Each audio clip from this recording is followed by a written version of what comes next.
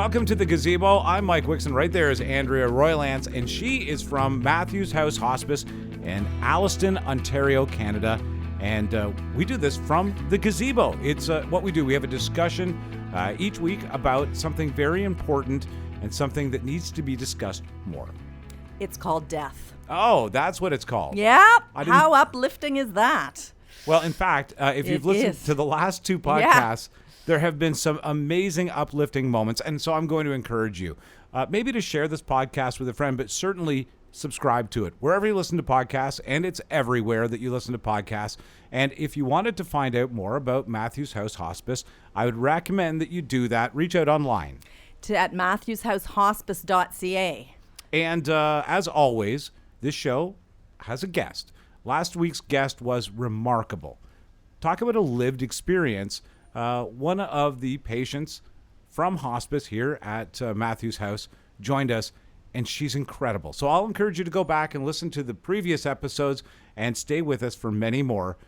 Today we have two guests. I'm going to join in on a conversation that you had with some friends. Absolutely. So we have a number of amazing people here. These two people met by chance. I'll let them tell their story.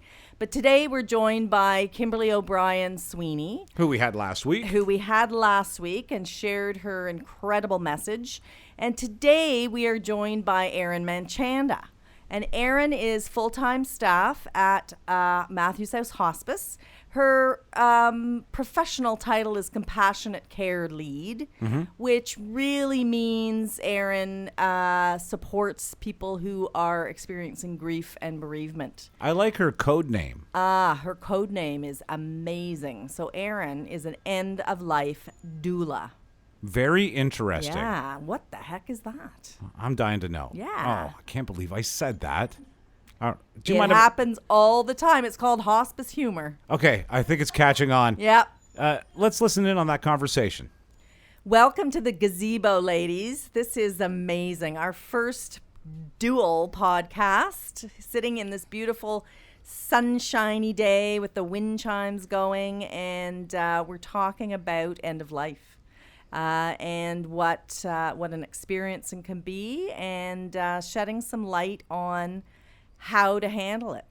Today we have Kimberley O'Brien Sweeney with us and Erin Manchanda, who met serendipitously at Kimberly's house.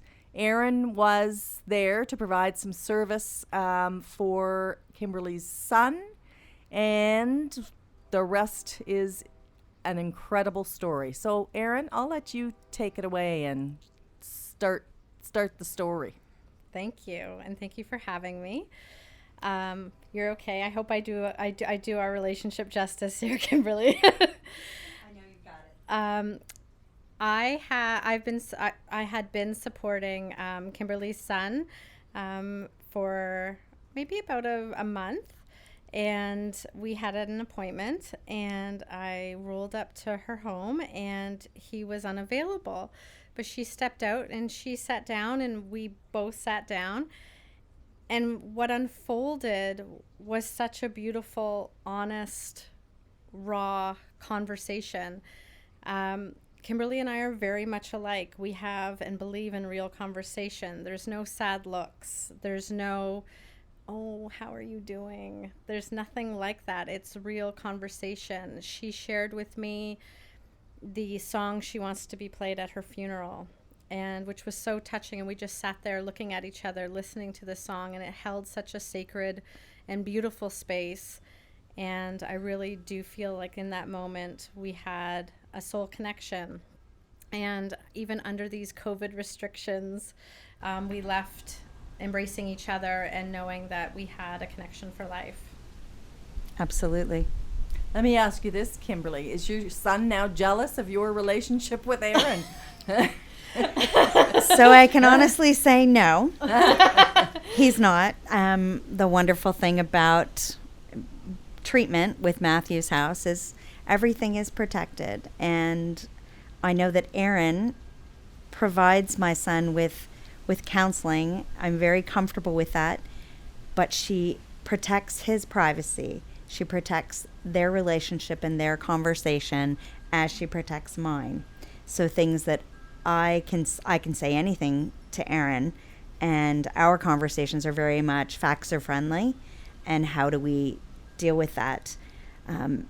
Erin is very much that with my son, who's very comfortable with how I manage him or how I parent him, and Erin is very similar in how she works with Nathan. Mm-hmm. What was the original reach out for Erin to work with your son?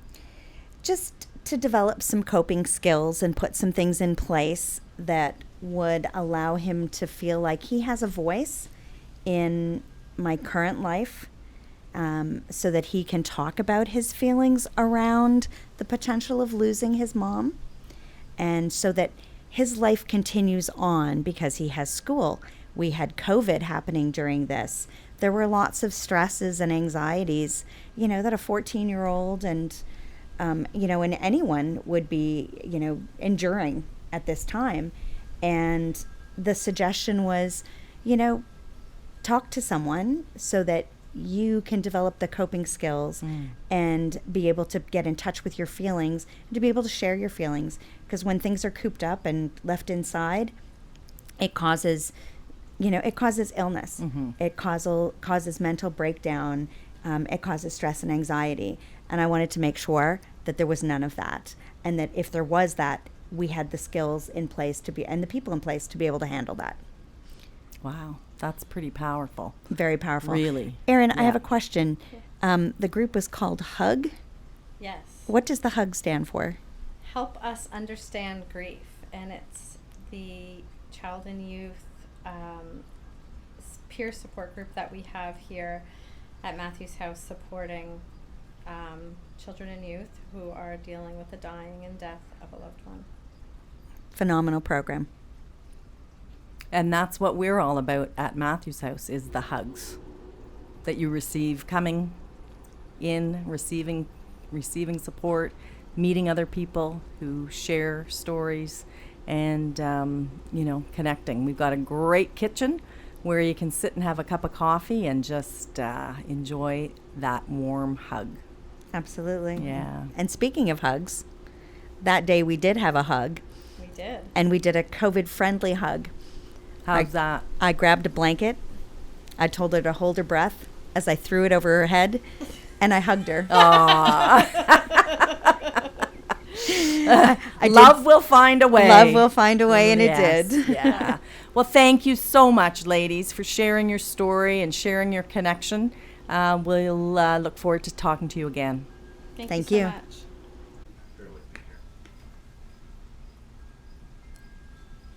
X-Row. Andrea, this is turning into a really nice discussion tank with people that are very real. Mm-hmm. There's no mystery in these discussions. No, there's no smoke and mirrors. It's real life. But it somehow feels calm and warm and caring, funny enough. Well, that's the hospice distinction, too, is the time must be spent. You know, there's no hurried nurses running here and there. It's just time being with, sitting with, connecting with people. I really appreciate you letting us listen in. It's a big deal to have these conversations in the open where people can have them outside of the podcast, and we encourage you to do that. And, of course, I encourage you to find out more about Matthews House Hospice. Where do people do that? Visit matthewshousehospice.ca. Come and join us again in the gazebo. We would love to have you. If you have any questions, don't hesitate to reach out, and we'll see you next week. Thanks, Andrea. Thanks, Mike.